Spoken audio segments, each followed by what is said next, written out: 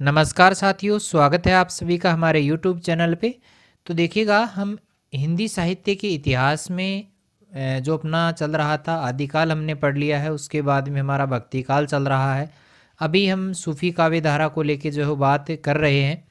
तो देखिएगा, सूफी काव्य धारा में जो है सबसे पहले हम बात करेंगे मंझन कवि को लेके। हमने जायसी के बारे में पढ़ा है, पद्मावत के बारे में हमने चर्चा कर ली है। उसके पहले हमने सूफी काव्य धारा की विशेषताओं की चर्चा जो है वो हमने की है कि किस प्रकार जो है वो सूफी काव्य धारा जो है वो पनपा था, किस प्रकार ये क्या क्या उसकी विशेषताएं थी। सारी बातें हमने जो है वो डिटेल से इसकी की है।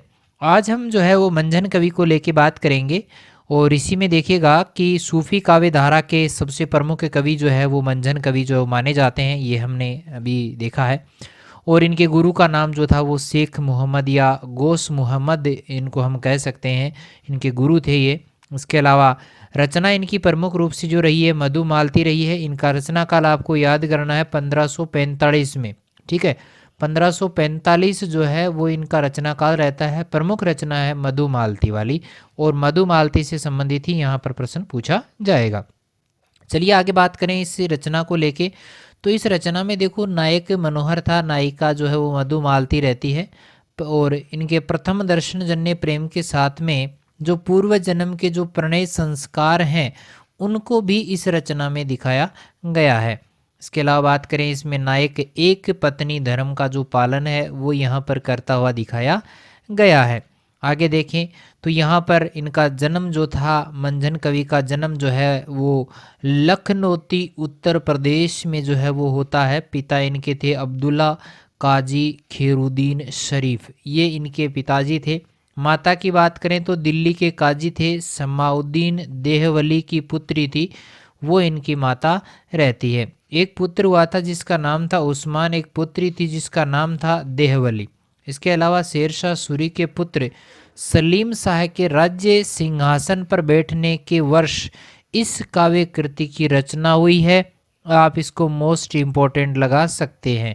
इसके अलावा परशुराम चतुर्वेदी के अनुसार मंझन जो थे वो जायसी के परवर्ती, एक होता है देखो पूर्ववर्ती का मतलब पहले का, और एक होता है परवर्ती का मतलब आगे का, यानी जायसी के बाद के ये कवि माने जाते हैं। ये बात कही है परशुराम चतुर्वेदी ने। इसके अलावा जारी प्रसाद द्विवेदी मानते हैं कि मधुमालती रचना जो है वो पद्मावती के बाद की रचना है। दोनों की बात सही ठहरती है इस हिसाब से। आगे अगर हम बात करें तो यहाँ पर मधुमालती रचना जो है उसकी भाषा रहती है अवधी भाषा। और इसके अलावा 1870 ईस्वी में देखो चतुर्भुजदास, जो कि अष्टछाप के कवियों में इनका स्थान रहा है, ने भी मधुमालती नाम से प्रेमाख्यान काव्य की जो रचना है वो इन्होंने की थी। ये शायद अलग अलग ही है अपने वैसे अपने, लेकिन ये है, इन्होंने की है इसकी रचना। कथा हम बात करें, जो मधुमालती की जो कथा है वो सुखांत होते हुए भी सुख प्रदान करने वाली है। वर्णनात्मक शैली इसमें अपनाई गई है। जन्म जन्मांतर से प्रेम की अखंडता दिखाकर कवि ने पुनर्जन्म की भारतीय भावना को भी यहाँ पर जो है वो पुष्टता प्रदान की है। आगे बात करें तो इनका प्रधान रस जो है वो श्रृंगार रस रहता है, और इसमें आपको 12 मासा वर्णन भी मिलेगा, और यहाँ पर अर्थालंकारों की अधिकता भी देखने को मिलने वाली है। चलिए आगे देखें कि हजारी प्रसाद द्विवेदी जी क्या कहते हैं कि मृगावती के समान ही मधुमालती में भी उड़ने वाली स्त्रियों की कथानक रूढ़ी का व्यवहार हुआ है। मोस्ट इंपॉर्टेंट लाइन है, बढ़िया से इसको याद करना है। रामचंद्र शुक्ल क्या कहते हैं कि मधुमालती में कोमल कल्पना और स्निग्ध से हृदयता का पता चलता है। ये बात कही है रामचंद्र शुक्ल ने। जायसी ने अपने ग्रंथ में पद्मावत से पूर्व के 4 काव्यों, उसमें मुग्धावती था, मृगावती था, मधुमालती और प्रेमावती का उल्लेख किया है, जो थोड़ा सा अपने को अटपटा सा लगता है। चलिए आगे बात करें, अगले जो है वो चंदायन रहते हैं। तो देखिएगा, इसकी रचना जो है चंदायन की रचना की थी मुल्ला दाऊद ने 1379 में। 1379 में मधुमालती की पता है ना कौन से में हुई थी, 1545 में, इसकी होती है 1379 में। चलिए माता प्रसाद गुप्त क्या कहते हैं कि इस ग्रंथ का मूल नाम लोर कथा कहा है। ठीक है, चलिए आगे बात करें तो इसमें कड़वक शैली, भाई पता है ना, चार पांच अर्धालियाँ हो फिर दोहा आ जाए, है ना, इस प्रकार की शैली कड़वक शैली कही जाती है। और इसका नायक लोर और नायिका थी चंदा।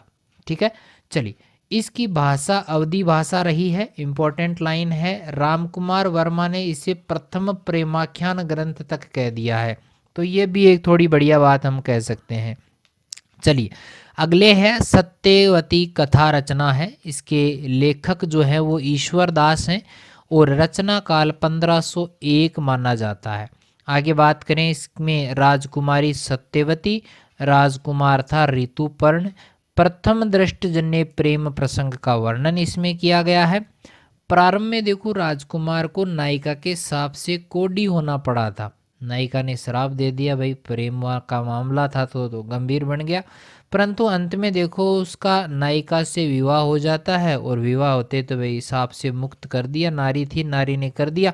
चलिए इसमें जो है वो 5 अर्धालियों के बाद में एक दोहे का प्रावधान किया गया है जो कि कड़वक शैली के नाम से जानी जाती है। कुल 58 दोहों पर ये रचना जो है वो समाप्त हो जाती है। तो 58 को आप 5 से गुणा करके अर्धालियों की संख्या भी आप काउंट कर सकते हैं। चलिए आगे बढ़ते हैं। यहाँ पर ये नाम जो है वो हट चुका है, ठीक है, वापस लाते हैं इसको, देखो अभी आ गया, ये रहा। चित्रावली रचना है, उस्मान कवि इसके रचयिता रहते हैं। रचना काल 1613 ईस्वी है। उस्मान जो थे वो जहांगीर के समकालीन माने जाते हैं। गुरु थे हाजी बाबा। प्रधान रस की बात करें, श्रृंगार और वीर जो रस हैं वो यहाँ पर प्रधान रस रहते हैं। और इसमें चौपाई की 7 अर्धालियों के बाद में एक दोहे का प्रावधान है, ये भी थोड़ा सा याद करना है अपने को। चित्रावली की कथा, नेपाल के राजा थे धरणीधर के पुत्र थे सुजान और रूपनगर की राजकुमारी थी चित्रावली। उसकी प्रेम कथा का वर्णन है जो कि एक सुखांत वर्णन यहाँ पर किया गया है। आगे बात करें, रचना है मृगावती। ठीक है, तो मृगावती की रचयिता थे कुतुबन। रचना काल 1503 माना जाता है और कुतुबन के गुरु का नाम था शेख बुरहान। इसके अलावा नायक थे राजकुमार और नायिका थी मृगावती। और मृगावती की एक हस्तलिखित प्रति भारत का भवन जो है, भारत भवन काशी में इसको सुरक्षित रखा गया है। दूसरी प्रति आपको बीकानेर में मिल जाएगी, वहां जाके भी आप देख सकते हैं। शुक्ल ने मृगावती को सूफी काव्य धारा का प्रथम ग्रंथ जो है वो कह डाला है, बड़ी इंपॉर्टेंट लाइन है। अवधी भाषा इसमें है, कड़वक शैली का प्रयोग इसमें किया गया है। और कुतुबन ने इस ग्रंथ को 2 माह और 10 दिन में पूरा कर दिया था, ये भी एक इम्पोर्टेंट लाइन यहाँ पर बन जाती है। अगले कवि हैं जान कवि। मूल नाम इनका न्यामत खां था लेकिन उपनाम इनका जान कवि था। 78 ग्रंथों की रचना इन्होंने की है जिसमें से 29 ग्रंथ जो थे वो प्रेमाख्यान ग्रंथ माने जाते हैं। बिल्कुल प्रेम पे बहुत बड़ा फोकस रहा है भाई इनका। ठीक है, चलिए, और ये सर्वाधिक प्रेमाख्यान लिखने वाले कवियों की श्रेणी में आते हैं। इसके अलावा डॉक्टर नगेंद्र इनके बारे में कहते हैं कि ये हिंदी के प्रथम कवि हैं जिन्होंने फारसी के लैला मजनू आख्यान को लेकर ग्रंथ लेले मजनू की रचना जो है वो कर डाली है। बड़ा ही महत्वपूर्ण जो है वो ये पंक्ति रहती है। इनकी भाषा राजस्थानी प्रभावित ब्रज भाषा इसको कही जाएगी। इसके अलावा प्रमुख रचनाएं हैं, कथा रत्नावली है, कथा कनकावती है, कथा कमलावती है और कथा कलावंती है, कथा रूप मंजरी। बहुत सारी ऐसी रचनाएं हैं, याद हो जाए तो ठीक है, नहीं तो दिक्कत वाली बात नहीं है। अगले हैं नूर मोहम्मद। तो नूर मोहम्मद ने इंद्रावती नामक ग्रंथ की रचना की है 1744 ईस्वी में। इसके अलावा इसमें मोहम्मद शाह की जो प्रशंसा है वो भी की गई है। इम्पोर्टेंट लाइन है, आचार्य शुक्ल ने इंद्रावती ग्रंथ को सूफी पद्धति का अंतिम ग्रंथ कहा है। ये आप मोस्ट इम्पोर्टेंट यहाँ पर लगा लीजिएगा। नूर मोहम्मद ने अनुराग बांसुरी लिखते समय मुल्ला वजही करत सबरस का अनुकरण भी किया है। ये भी महत्वपूर्ण लाइन है। इनकी फारसी रचना रही है रोज तुल हकायक, ये काफ़ी चर्चा में रही है। इसके अलावा अनुराग जो बांसुरी है उसमें दोहों के स्थान पर इन्होंने बरवे काम में लिए हैं। ठीक है, ये छंद इन्होंने यहाँ पे काम में लिया है। आगे फिर नाम गायब है तो नाम लेके आएंगे, नाम है हंसावली। रचयिता इसके हैं असायत, रचना काल 1370 ईस्वी माना जाता है। नगेंद्र ने इसे प्रथम प्रेमाख्यान ग्रंथ कहा है, बड़ा इंपॉर्टेंट है। भाषा राजस्थानी है, नायक पाटन की राजकुमारी हंसावली है। कथा की बात करें, हंसावली बहुत ज़्यादा सुंदर थी। पूर्व जन्म के किसी संस्कार वश के कारण वो क्या करती थी, एक पखवाड़े में 5 पुरुषों की हत्या का नियम बना रखा था कि 5 की तो टपकाना ही है। और इनका नायक था स्वप्न में जो है वो राजकुमारी के दर्शन कर लेता है और उसके सौंदर्य पर जो है वो पागल हो जाता है ना, और वह योगी वेश में अपने मंत्री के साथ में उसकी खोज में निकल पड़ता है। बड़े कठिन प्रयास के बाद में, बड़ी मुसीबतों के बाद में जो है वो हंसावली से वो मिलता है और अंत में उसको अपना लेता है, उससे विवाह कर लेता है और उसके हत्या के नियमों से उसके छुटकारा दिला देता है। वरना तो ये सबको ख़त्म कर देती भाई, एक 15 दिन में 5 पुरुषों को ख़त्म करना, 3 दिन से एक का नंबर आ ही जाता था। ठीक है, चलिए अगला है लखमसेन पद्मावती। देखिएगा रचयिता इसके दामो या दामोदर कवि हैं और रचना काल 1459 ईस्वी इसकी मानी जाती है। कवि ने इसे वीर कथा जो है वो कहा है और इसमें राजा लक्ष्मण सेन और राजकुमारी पद्मावती के जो प्रेम है उसका वर्णन थोड़ा रोमानी शैली में किया है, रोमांटिक में किया है। भाषा इसकी राजस्थानी रहती है, शैली तीव्रतात्मकता अधिक है और भावात्मकता, भावनाएं बहुत कम है इसमें। ठीक है, छंद चौपाई, दोहा और सोरठा है, 3 प्रकार के छंद इसमें शामिल हैं। अगली रचना है माधवानल काम कंदला, तो ये भी थोड़ा सा इंपॉर्टेंट रहता है। रचना काल 1527 है।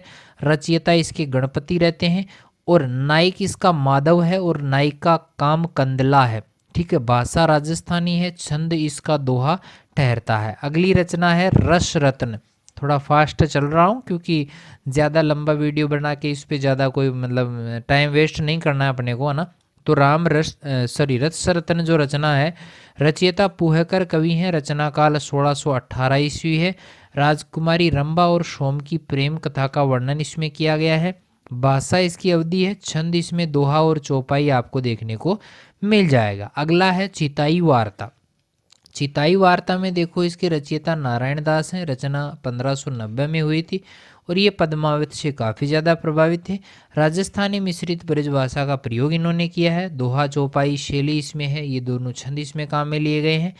अन्य कुछ ग्रंथ हैं जिनको हमें याद करना है। रूपमंजरी है, नंददास जो कि अष्टचाप के कवियों में थे, ये इनके रचयिता हैं। 1568 ईस्वी में इसकी रचना हुई। दोहा और चौपाई छंद में ये लिखा गया है।